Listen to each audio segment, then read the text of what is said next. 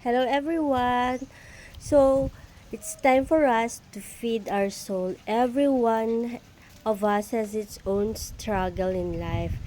Actually, ang pinakamahirap talaga sa lahat is you don't know where to run to, you don't know who to lean on to kasi sobrang bigat na unbearable na yung pain.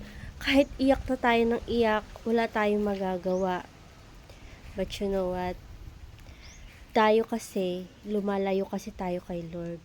Instead na lumapit tayo sa Kanya, nilalayuan natin siya. Dapat kung ganun in pain na tayo, sobrang intense na yung pain, hindi mo na yung alam ang gagawin mo.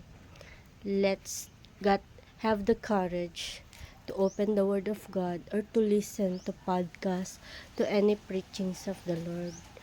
Because at the end of the day, He is still our Creator. And we are His creation.